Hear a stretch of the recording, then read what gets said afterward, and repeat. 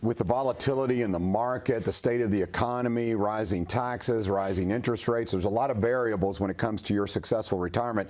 Marcus Warren has answers. In fact, we're going to encourage you to go to warrenwealth.net. Warrenwealth.net. If you go there, not only can you have your questions answered by Mr.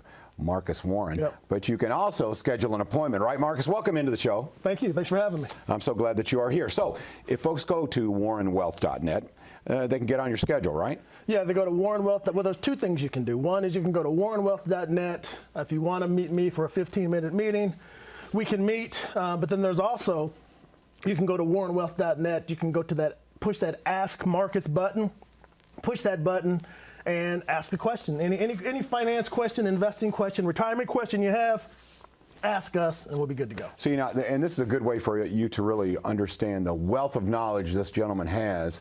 And then you may decide, hey, you know what, this would be a good fit for me, and I think it would. So here we go. We're going to start with the questions here. We pulled these off of your website. So here we go. Once again, that's warrenwealth.net. Okay, so this one says, I'm planning on retiring at the end of the year, but I'm nervous. With the recession and the crazy stock market, should I put my retirement savings in cash? This comes from Oscar of Louisville.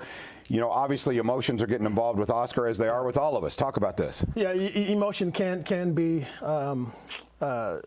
overwhelming sometimes, especially during this time. There's a lot of fear going on in the market, and a lot of people are asking, you know, how long is this going to last? Should I go to cash? And the short answer is probably not now. He said that he was retiring soon, so that makes a difference. I always say the money that you need short term should be in cash-based investments, CDs, maybe some fixed income bonds, things of that nature, simply because that is the money that you're going to need for your lifestyle, the money that you're going to need to spend, and you don't want to be subject to the ups and the downs of the market. So my short answer is money that you are going to use short term and you're going to use for your lifestyle and to spend, keep it in cash-based investments. The other investments can still be in the market. You still want your money to grow long term. You're going to be in retirement 20, 30 years. You need money that is exposed to the market that will go up. Okay, eventually. So diversifying is smart. Okay, and don't let the emotions rule you. Okay, here's the next question. Once again, I encourage you to go to warrenwealth.net. The next question says, the Federal Reserve keeps raising interest rates, but inflation is still high. Why aren't the rate increases working? When can we expect inflation to slow down? Good question from Drew in New Albany. All right. I love these questions sometimes. When can we expect inflation to slow down? Drew, I don't know. I don't know. I don't know. But basically, it's like this. And so inflation is when too many dollars are chasing too few products, right? And that's what we've had for a while now. And the way that the government or the Fed can try to tampen that down is by raising interest rates. And that's why we've seen interest rates continue to go up over the last few quarters or so. And so, what can we expect moving forward? Just like I said, I don't have a crystal ball. I do not know. But, and really, when they're raising interest rates to try to combat inflation, it's more art than science. They're kind of just, throwing stuff against the wall and kind of seeing what sticks. And unfortunately, right now, inflation is going down a little bit. It was as high as 9%. Now it's starting to go down. But when will it be down to levels that we're used to? No idea. Yeah, it is cyclical, but that's what's great about going to your website, talking to Marcus Warren, is regardless of what happens, you have research and strategies to help protect people and their money in retirement. Yeah, and especially when we're talking about inflation in general, inflation, you want to have investments that can grow and keep up with inflation. Unfortunately, generally, those are stock market-based investments. Right now, of course, the stock market is down. But historically, the stock market does move, with all these gyrations, but it generally tends to trend upwards. And that's why I always say, even for that last caller, that long-term money, the money that you're not going to use, it should be invested in the market because you have to keep up with inflation, whether it's at its historical average of 3% or whether it's at these 40-year highs of 8 and 9%. You have to have at least some of that money invested so it can keep up with inflation. All righty. Let's go on to the next question. Again, warrenwealth.net for your questions. Marcus, a good friend of mine told me to buy bonds, but I have never heard of those. How do they work, and should I buy one? This is Carla in Crestwood. Yeah, so I-bonds. So Oh, I said I-bonds. Okay, I'm sorry, I-bonds. Yeah. Okay, yeah. I messed up. That's all right. So I-bonds are inflation savings bonds, and so they're issued by the federal government. You cannot get one from your advisor or your broker. And right now, since that interest rate is tagged to inflation, right now, as we speak, they have inflation protected or inflation savings bonds of 9%. So you can get 9% on those bonds right now. And now that's a good place for, like I always say, some of that short-term money or money that you want an alternative to the bank, because the banks aren't really paying that much. Now, 9% sounds fantastic, right, John? It actually does, yeah. Right, of course it does. So there has to be some sort of catch, right? Yeah, and the catch is you got to keep it in there for how long? Well, a couple of things. One is the fact that, yes, they are generally 30-year bonds, right? Okay. They're 30-year bonds, and that interest rate also adjusts every 6 months. So it's not 9% for 30 years. It's tagged to inflation, and so just like I said, inflation's coming down. So I know going into this next 6-month period, you're probably not going to see 9%. You'll probably see something around 6 or 7% or so.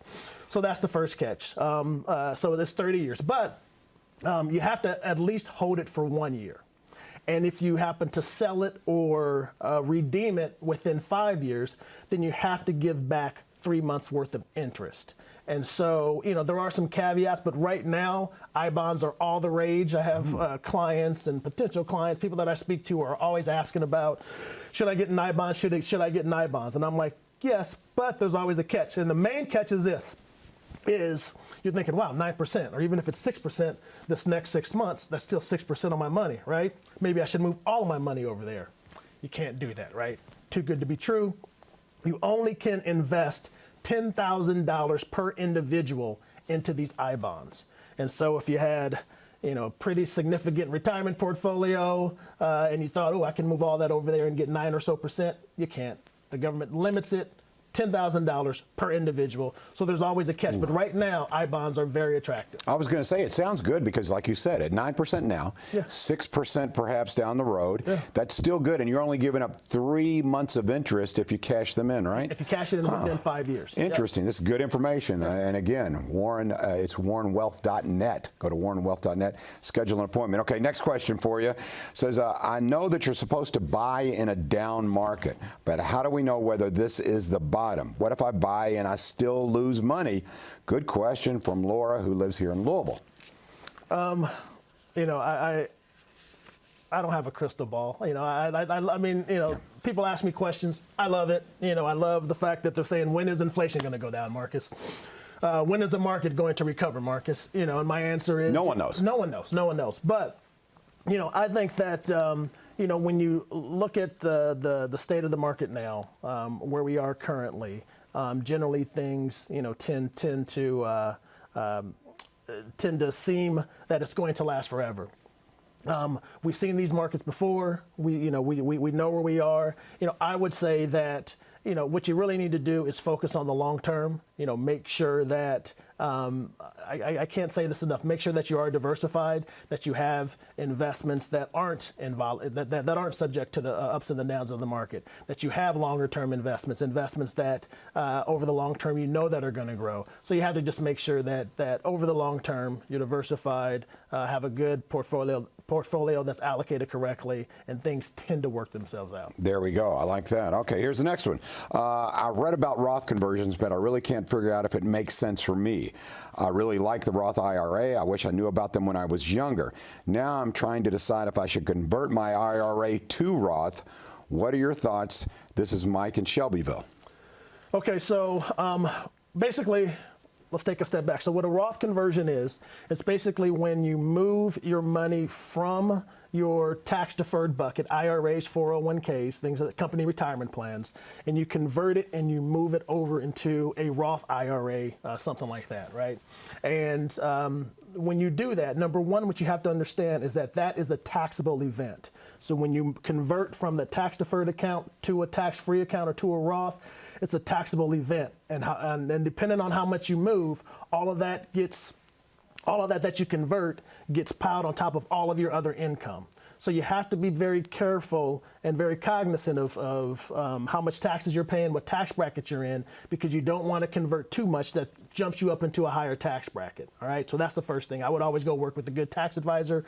You can always call our firm and we can help you with those Roth conversions. So that's the first thing. But generally speaking, right now we are living in a time where taxes are the lowest that they've ever been. And we work under the assumption that taxes are going to be a lot higher in the future. And so it may be a good idea to take that money that you have in those company retirement plans, IRA, 401k, things of that nature, and maybe make that conversion now while taxes are on sale, right? Taxes are on sale right now with the assumption that taxes are going to be a lot higher in the future. We already know this, that come December 31st, 2025, these current tax cuts that we have now are going to expire. And so we already know going into 2026, we are going to have higher taxes. So doing those conversions, if it works for you, if you understand that you may be paying taxes on that money right now and you can handle that, then yes, moving forward, Roth conversions may be the thing to do. Okay, I like these kind of strategies. Okay, our final question here says, if I start collecting Social Security benefits and I'm still working, will I get taxed or penalized? Marcus, we've got about a minute here. What do you think? A couple of things. So here's the deal. So will you get taxed and penalized? If you start taking Social Security before your full retirement age, and that's generally around 66 and a half or 67 years old, we use 67. So you can take Social Security as early as 62, right? And so will you be taxed and penalized if you still are working and you're taking Social Security before full retirement age? Yes, you will be penalized and you will also be taxed. Now, once you hit full retirement age, you are not penalized anymore for if you continue to work, have a side hustle, part-time job. But of course, the government always wants their money. Yes, you still will potentially have to pay taxes on that Social Security.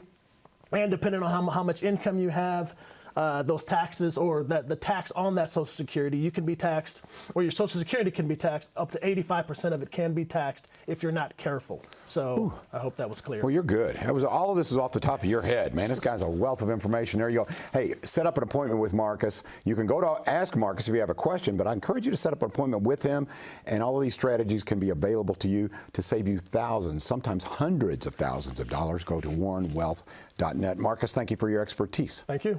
All right, coming up here, if you happen to be in a contact sport, maybe your son, your daughter, perhaps you're very physically active, you need to know a lot of good information about concussions. We'll talk about that next with the doctor on Wave Listens.